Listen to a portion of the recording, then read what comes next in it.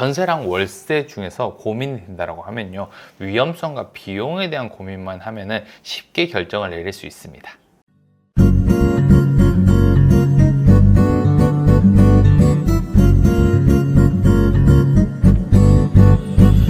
집을 구할 때면 고민이 많이 됩니다.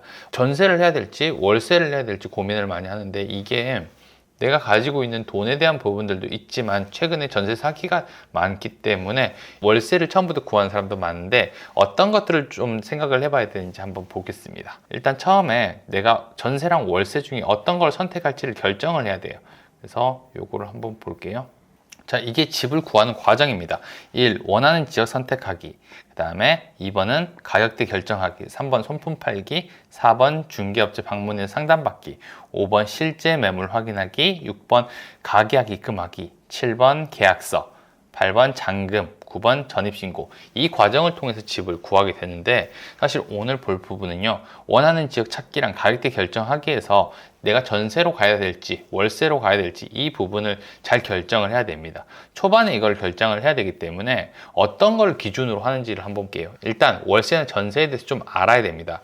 전세나 월세는요, 똑같은 임대차 계약이에요. 그래서 모든 게 다 똑같다라고 보면 돼요. 전세나 월세는 그냥 임대차 계약이라고 해서 법으로 보호하는 것도 그렇고 진행하는 과정도 똑같습니다. 근데 들어가는 사람 입장에서는 완전 다른 계약이죠. 자, 월세 계약을 한번 볼게요. 월세는 이렇게 나옵니다. 3천에 60 이런 식으로 나와요. 그러면은 앞에 있는 이 3천만 원이 보증금이 되는 거예요. 보증금.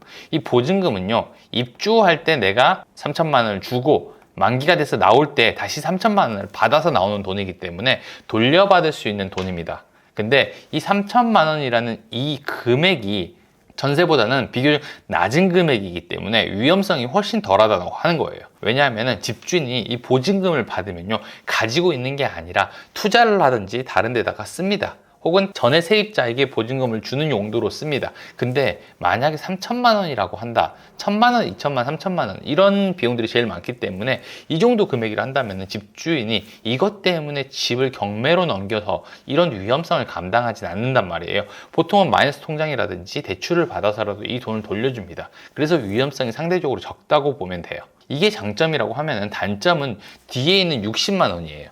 매달 내가 60만 원을 내야 됩니다. 60만 원을 낸다라고 하면은 생활비에서 이 60만 원이 빠지고 나면은 쓸 돈이 적어질 거 아니에요. 그래서 돈을 모으기 어려우니까 이게 월세의 단점인데,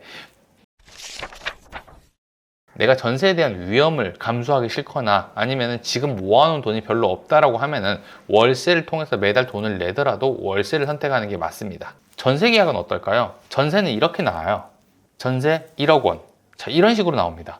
근데 전세 1억 원이라고 하면은 뒤에 뭐가 없잖아요. 그러니까 매달 내야 되는 비용이 없습니다. 상대적으로 금액이 월세보다는 내야 할 부담이 굉장히 적어집니다. 그리고 이 1억 원도 마찬가지로 입주할 때 냈다가 만기 때 돌려받는 돈이에요. 그러니까 어떻게 보면 되게 공짜로 사는 것 같은 기분이 들 정도로 전세는 되게 좋은 제도라고 생각을 할 수 있습니다.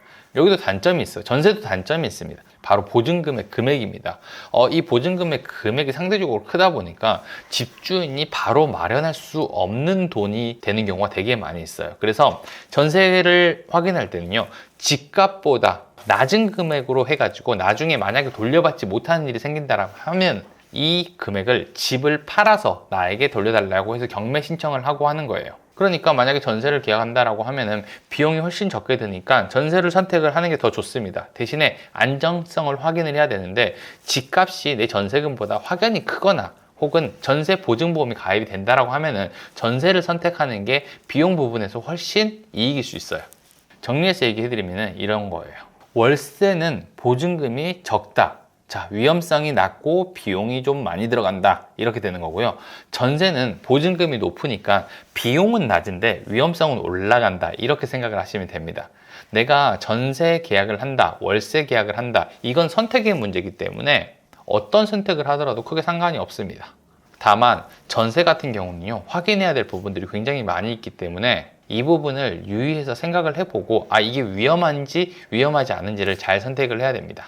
전세랑 월세 중에서 고민이 된다고 하면요, 위험성과 비용에 대한 고민만 하면은 쉽게 결정을 내릴 수 있습니다. 오늘은 전세랑 월세 선택하는 방법에 대한 이야기를 해드렸고요. 다음번에는 조금 더 재밌는 내용으로 찾아오도록 하겠습니다. 감사합니다. 저는 버튼홍이었습니다.